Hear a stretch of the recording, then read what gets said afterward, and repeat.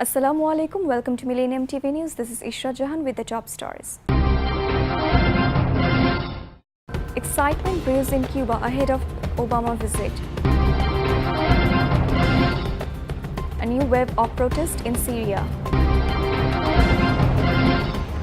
Plane crashes in Russia, all 61 people on board killed.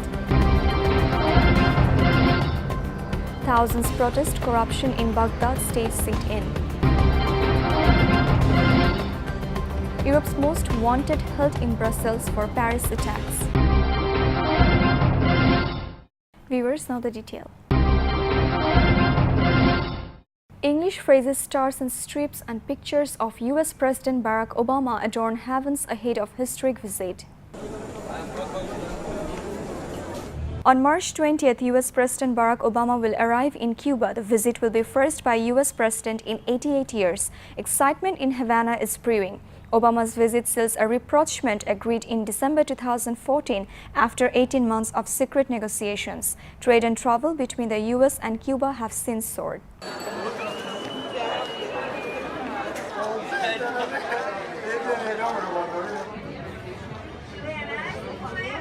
Que disfruten y tengan muy buenas tardes. Protesters pour into the streets of Syria demanding President Bashar al-Assad step down, much like their demands 5 years ago when the war there began. 5 years after the civil war in Syria began, a new wave of protests reminiscent of those during the Arab Spring, which resulted in a government crackdown by Syrian President Bashar al-Assad. From the Idlib province to Homs, once a city besieged by government forces, protesters are renewing their demand that the Assad regime withdraw. Assad Syria today marks the start of a new era, around 6 months of airstrikes by Russian forces. It remains to be seen if this newest round of protests will spiral into another government crackdown like it did in 2011, or if Syria might possibly open a new chapter. Russian officials said on Saturday that all 61 people on board a passenger jet flying from Dubai to southern Russia were killed when their plane crashed onto its second attempt to land at Rostov-on-Don airport. Russia's emergency ministry said that the aircraft, a Boeing 737-800 operated Dubai-based budget carrier Fly Dubai, crashed at 3:50 at the airport in Rostov-on-Don. Officials say there were 55 passengers and 6 crew on board the plane. Unfortunately, they all died. Viktor Yansenko, an emergency ministry official helping coordinate the emergency response, was quoted by saying by Russia's RIA news agency. Janna Terekhova, an advisor of the Russian transport minister, told media possible causes of the crash included pilot error and poor weather conditions. Local officials said at the time of the crash there was strong gusting wind in the Rostov area. Thousands of Baghdad residents protest against endemic corruption, cutting through the barbed wire of the terror-fortified green zone to stage at what vow will be a 10-day-long sit-in.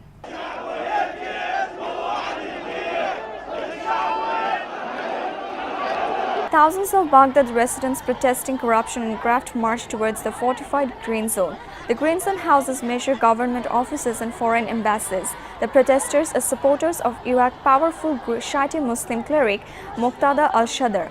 They have started a sit-in outside the green zone walls and vow stay for 10 days. The Sadrs headlined for Prime Minister Haidar al-Abadi to replace his minister with non-party technocrats to tackle political patronage. احنا باقيين هنا ما ننسحب الا بامر السيد مقتدى، نبات هنا عفنا عوان عفنا عمان باتين الا يطلعون المفسدين، جاي تسمعون زين الا تطلعون المفسدين يطلعون.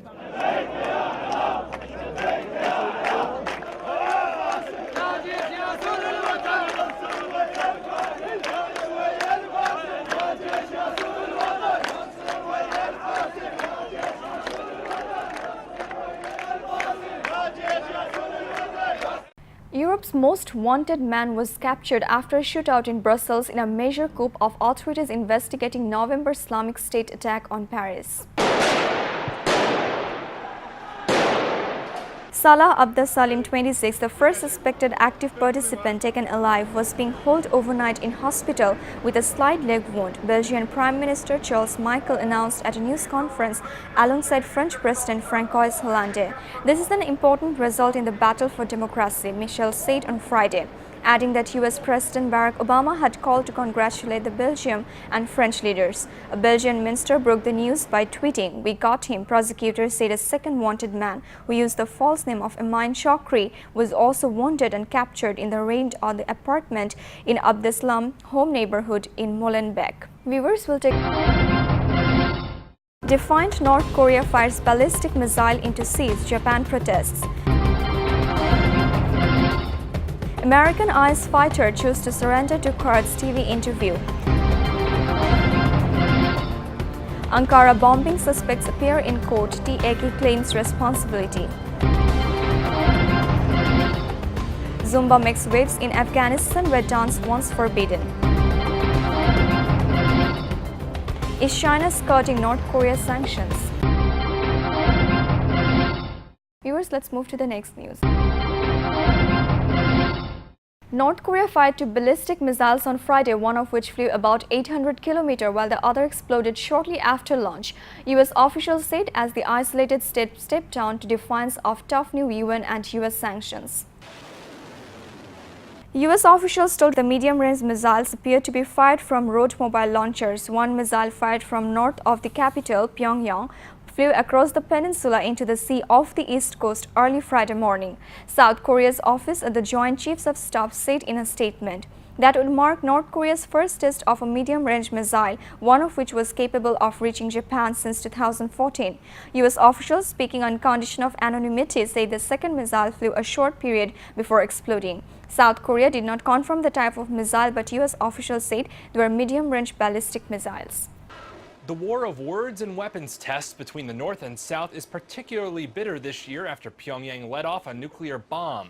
Now it's worked up over heavy UN sanctions and war games between US and South Korean troops near the border. Kim Jong-un has ordered a barrage of new weapons tests, among them a nuclear warhead mounted on a rocket. An Islamic State fighter in Kurdish custody identified as Quels Mohammed Zamal speaks about his journey to the Islamic State and why he decided to surrender himself to Kurdish forces. Meet any Americans? A 26-year-old American man who was captured by Kurdish forces in Iraq earlier this week said he had traveled from Turkey to join Islamic State before deciding to escape. According to an interview with Kurdish television, two Kurdish militia officers said on Monday, an American bearded and dressed in black had surrendered after being surrounded near the village of Golat in northern Iraq. The man's Virginia driver's license identified him as Quels Mohammed Zamal. In the video, Quels looked healthy but subdued, counted his journey from the United States to Mosul and then into the hands of the Kurdish Peshmerga. Quels said he had traveled from the United States to London in December 2015 and continued to Amsterdam and then Turkey. In Turkey, he met a woman in Mosul who said she could help him get to Iraqi city, which had been under the militant group's control since 2014. I wanted to go to the Kurd side because I know that they're good with the Americans, and I decided to make my journey to go and meet with the Kurds. 14 suspects in the deadly Ankara bomb blast of March 13 arrived for a court appearance as the Kurdistan Freedom Hawks of TAK claimed responsibility and warned of more attacks to come. 14 suspects were taken into court charged in connection with the deadly bomb blast in Ankara on March 13. It's not known if they are connected with the Kurdistan Freedom Hawks or TAK, who claimed responsibility for the attack, which killed 37 people, wounded over 200 more. The suicide car bomb ripped through the administrative heart of the Turkish capital. It was the second such attack in a month claimed by TAK, which says it's avenging military operations against pro-Kurdish militant targets in the country's mostly Kurdish southeast. TAK says it was targeting security forces, that it didn't intend to kill members of the public, but adds civilian deaths are inevitable in the attacks. The Zumba dance in fitness craze reaches Afghanistan, where dancing had been forbidden under the Taliban's ultra-religious rule.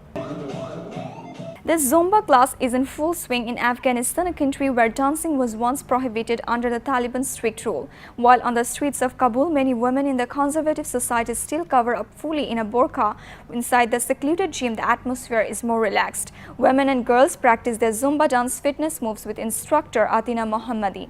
Zumba trainer Atina Mohammadi is saying, مدتی 2 ماه شده که وارد افغانستان شدن این ورزش ما It's been almost 2 months since Zumba came to Afghanistan and attracted many people.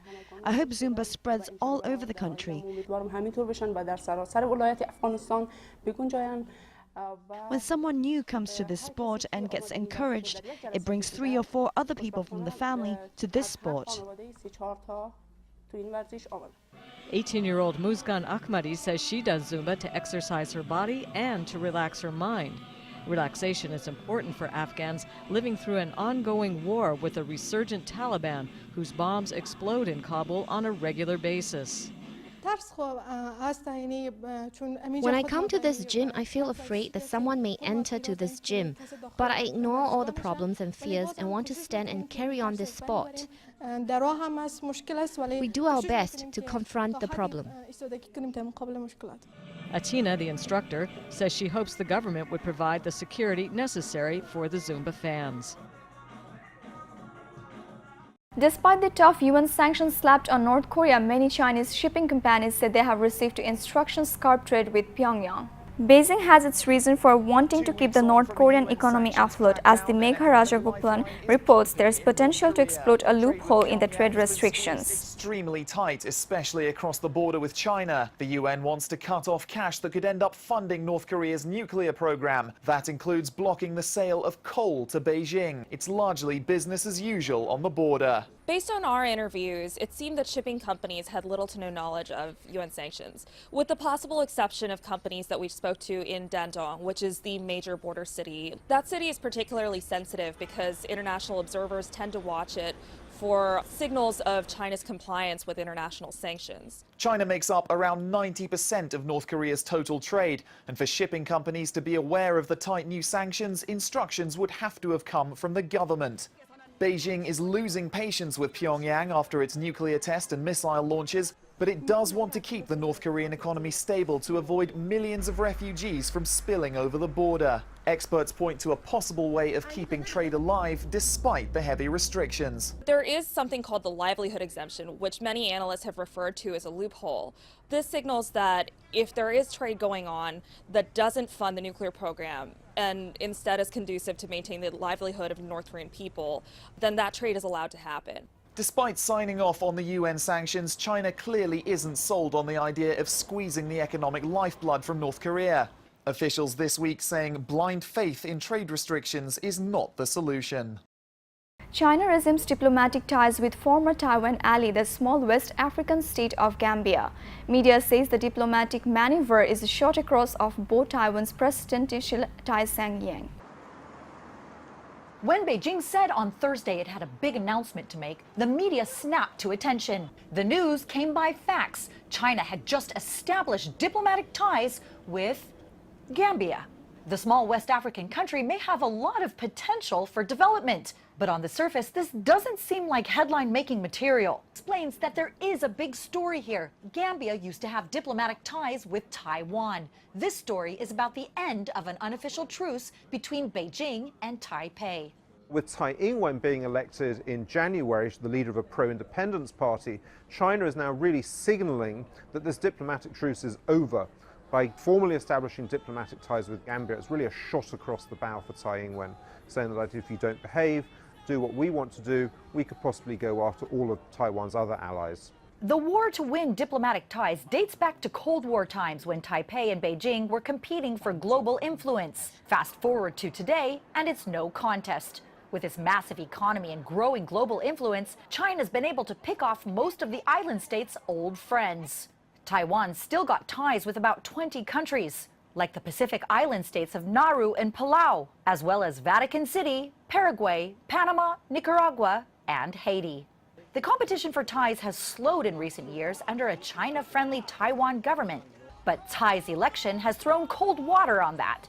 Some say Taiwan would be wise to try and cement the friendships it still has before Beijing swoops in for any more. Democratic presidential candidate Bernie Sanders hits out at controversial sheriff during campaign stop in Arizona. Democratic presidential candidate Bernie Sanders addressed a packed room of supporters in Flagship, Arizona Thursday night. In his speech, he attacked immigration critic Sheriff Joe Arpaio and controversial sheriff on nearby Maricopa County, telling him to pick on someone who can fight back. Democratic presidential candidate Bernie Sanders saying, "As I said before, it is easy for bullies like Sheriff Arpaio to pick on people who have no power. If I'm elected president, the President of the United States does have the power. Watch out, Joe."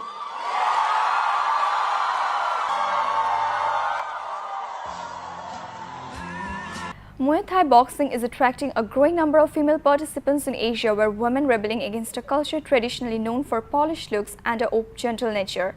Media meets a few regional champs. A calm start in the ring, then come the fists of fury. These Hong Kong Muay Thai champions train hard for both strength and endurance, prepping for their next big fight. 4 women at this local gym have won major titles in the combat sport, and none of them have any plans to slow down now. What started as a fitness fad as a way to burn a few calories has now turned into something much more competitive.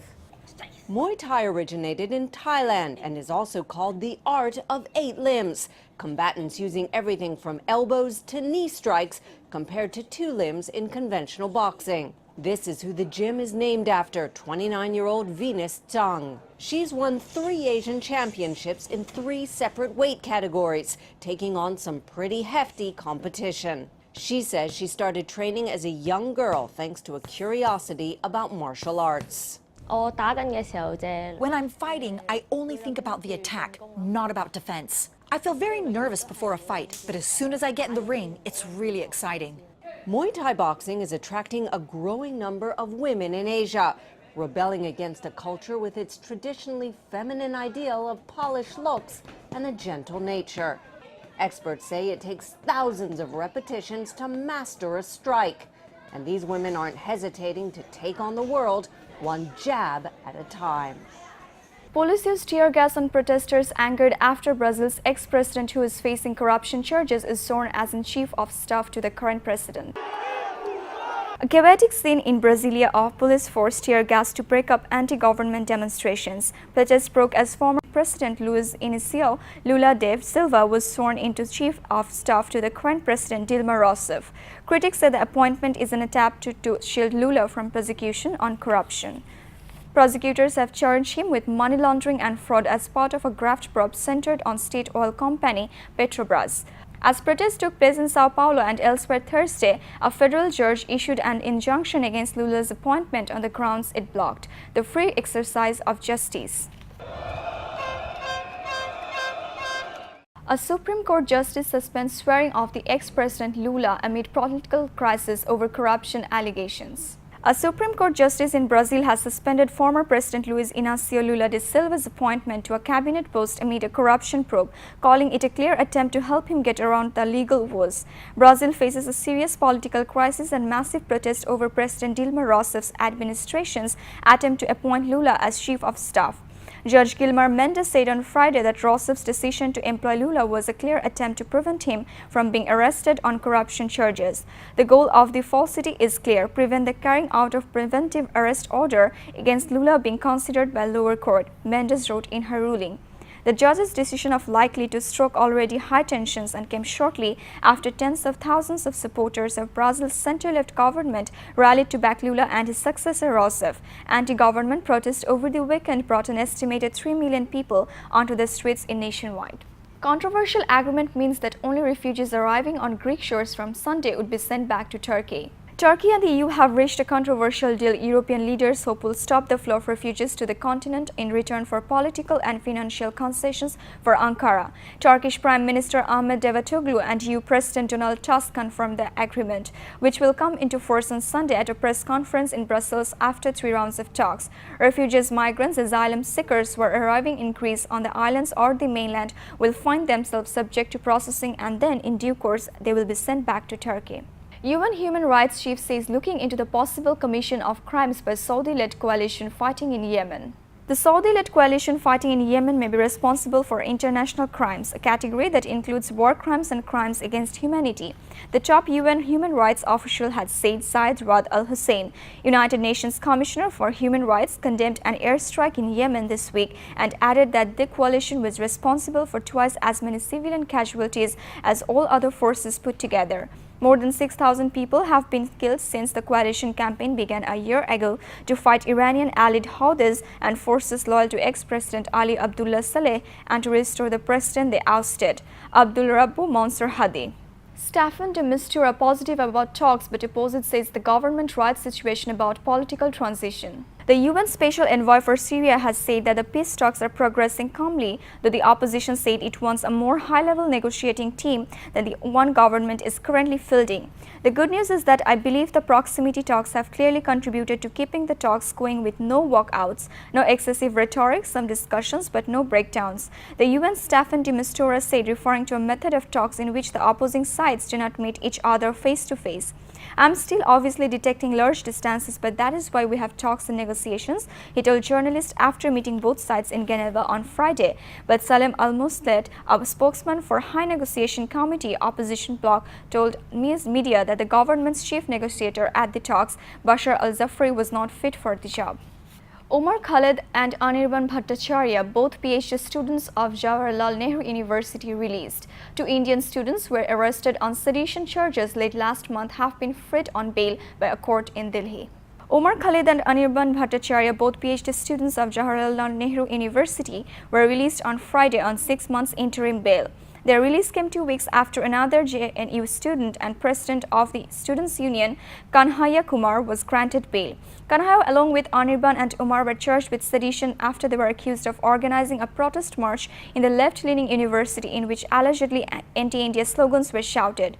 Kanhaiya told earlier media that the sedition law, which was drafted in the colonial era, was being used as a political tool by the government. Contestants climbed all 1,665 steps of the Eiffel Tower at a breakneck speed in the so-called vertical, an annual race to the top of the iconic Parisian landmark. It's the second annual Eiffel Tower vertical race, or vertical, where contestants turn up the iconic Parisian landmark into an uphill race course, straight up sprinting all 1,665 steps to the finish line. The winner this year was Piotr Lobodzinski from Poland with a record-breaking time of 7 minutes and 48 seconds. Male winner saying, I defend first place. I'm really happy and hope game next year and also beat for the podium or even to win. The winner of the women's competition was last year's champion, Australian Susie Walsham. I really thought I would go faster because there was areas where I did not go so well last year, but maybe I had those same areas this year, so I'm a little bit disappointed, but it was close.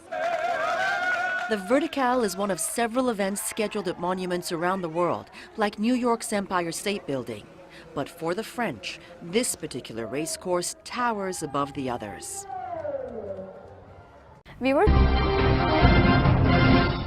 Prime Minister Sheikh Hasina has said a powerful country was behind the murder of Bangladesh's founding father, Bangabandhu Sheikh Mujibur Rahman. At the discussion in Dhaka on Friday, she said that Bangabandhu, her father, had fallen victim to the powerful country which supported Pakistan during the Bengali struggle for independence. The world was bipolar at that time. Those who did not support our liberation war and supported Pakistani invading forces was also hatching conspirations, the Prime Minister said. Nobody paid heed to them. The country got liberated. Pakistan was defeated in our liberation war. Many powerful countries could not ensure their victory. Many couldn't take the defeat easily. The United States, one of the two superpowers at the time, supported Pakistan and supplied it arms, while the other superpower, said the Soviet Union, stood by the Bengalis during the war. Hasina said at the discussion, which marked the 96th birth anniversary of the Bangabandhu, that conspiracies were being hatched even after independence. The father of the nation fell victim to the conspiracies on August 15, 1975, she added. A group of disgruntled army officers killed Sheikh Mujib and most of his family members on August 15 and 4 national leaders on November 3rd. Viewers, now the business news.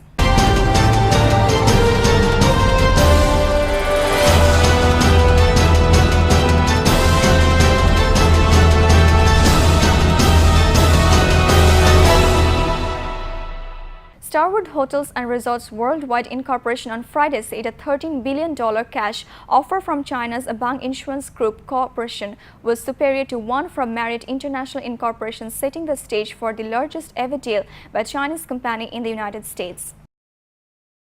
The operator of Sheraton and Westin Hotels said the Chinese insurer's offer beat Marriott's previously agreed cash and stock offer by nearly 15%, and that it planned to scrap the proposed deal with the rival hotel chain.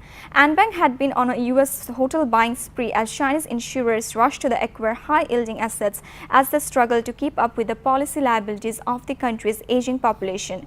U.S. assets are also been seen as a good hedge against weakness in the Chinese yuan. Tourists hurt by the strong dollar spent less in the U.S. stores. Existing store sales fell in every region around the world except Japan. The strong dollar took away the sparkle at Tiffany. Tourists, especially Chinese tourists, spent less at its U.S. stores, and American customers didn't buy as much either. That led to profit and sales dropping in the latest quarter. And sales at its existing stores fell in every region around the world except Japan. Tiffany doesn't see things getting much better soon. It warned that the adjusted profit in the current quarter could fall up to by 20% and by up to 10% in the second quarter. Viewers, now the science, technology and environment news.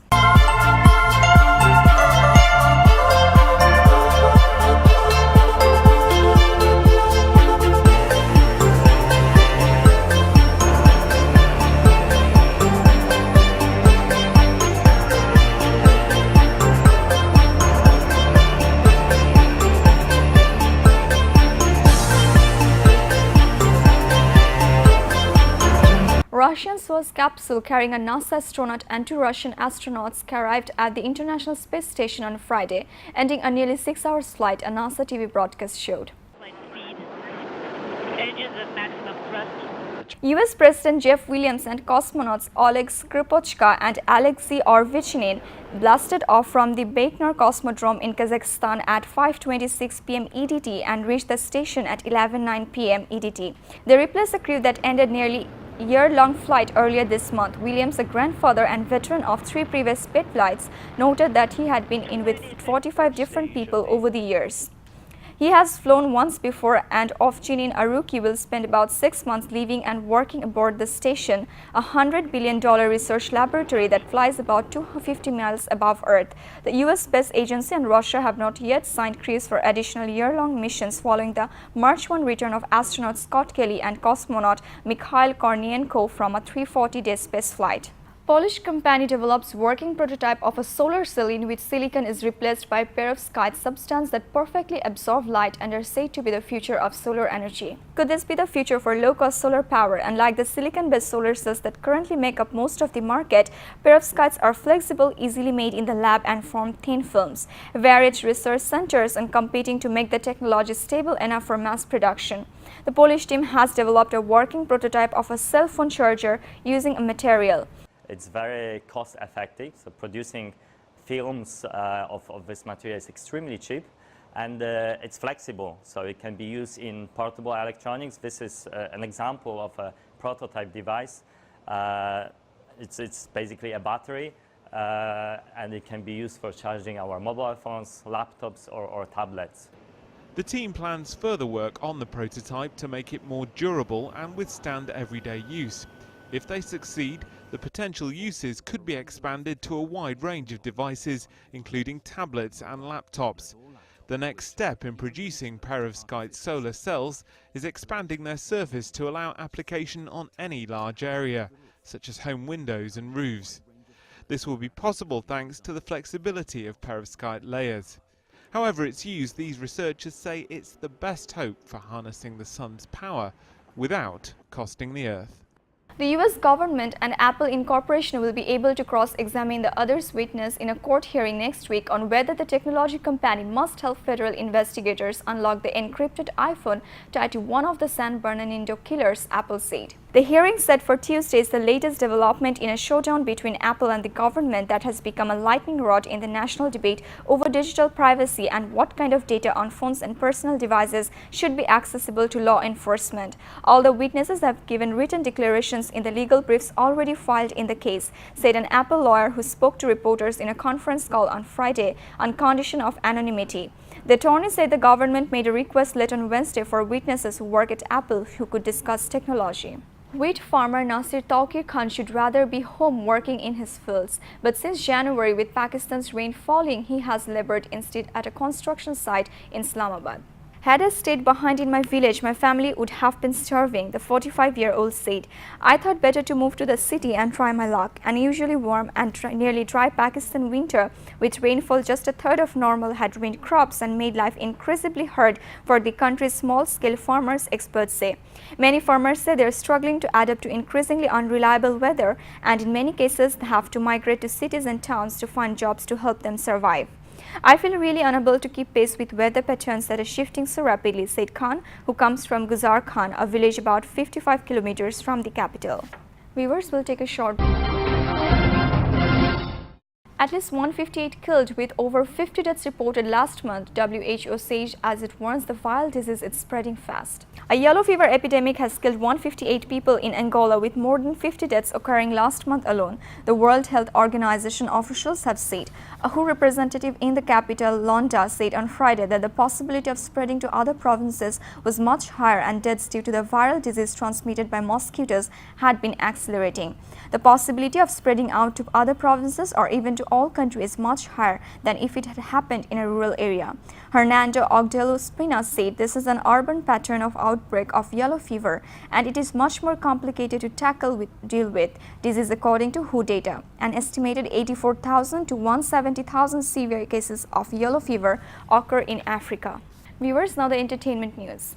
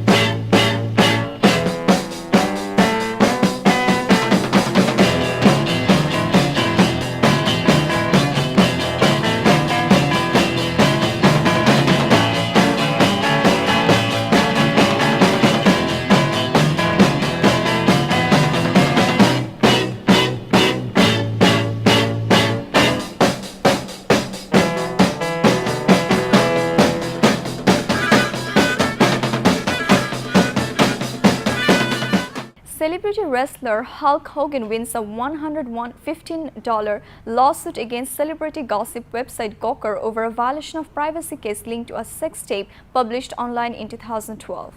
$115 million. That's what a Florida jury awarded Hulk Hogan on Friday in a sex tape suit against news and gossip website Gawker, even more than the $100 million in damages he sought. And he could still get more as punitive damages are considered Monday. The case weighing a celebrity's right to privacy against freedom of the press in the age of the internet. The video Gawker posted is not like a real celebrity sex tape. It's not like Kim Kardashian. The person has every right to keep whatever precious private moments they have in their life, which for this gentleman are very few. Can't trust a lot of people. He can't have a lot of friends. Here, 9 seconds of sexual activity. Dark, grainy video, that's it. Everybody wants the actor, they want the character, they want Hulk Hogan.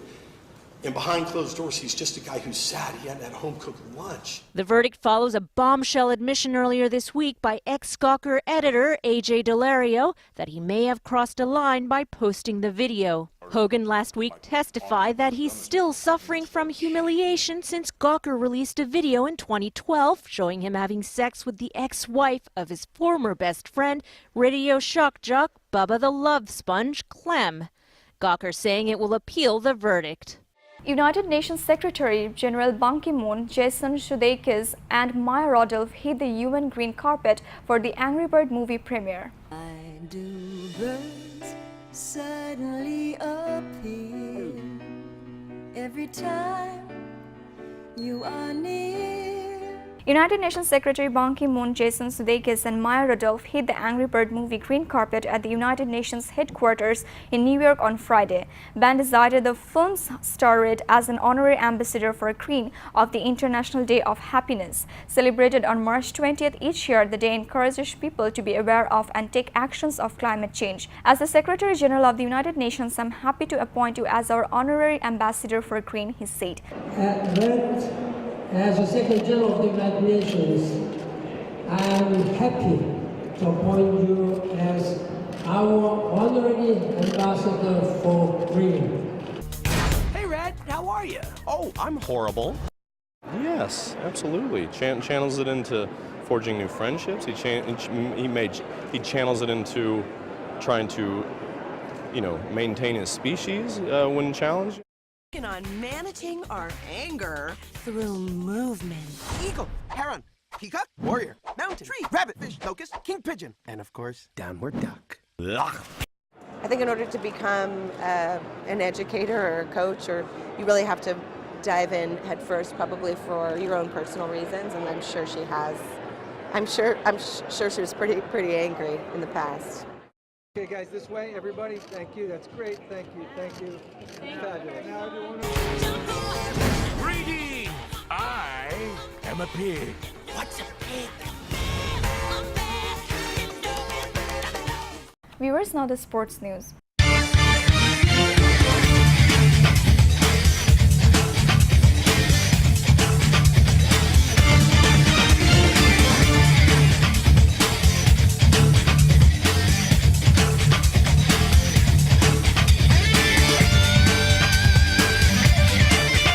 Retired quarterback Peyton Manning, cut loose by Indianapolis 4 years ago after he lost a season to injury, will have his Colts uniform number 18 retired and a statue of him erected outside the stadium, the NFL club said on Friday. We are going to begin construction of a statue outside Lucas Oil Stadium that will feature Peyton. I, James S. Irsay, owner and CEO of the Indianapolis Colts, with profound appreciation, hereby declare that no future Indianapolis Colt will ever wear the number 18, and that Peyton Manning's Indianapolis Colts jersey will be hereby retired. Can't tell you how honored and humbled I am by that two pieces of news. I really don't know what to say.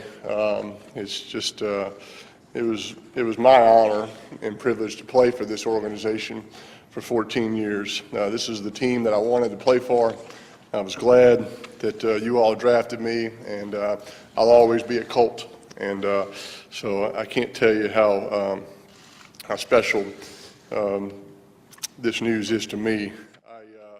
FIFA President Gianni Infantino said a wind of change was blowing through saucer scandal-plagued world government body after announcing a sponsorship deal with China's Wanda Group on Friday.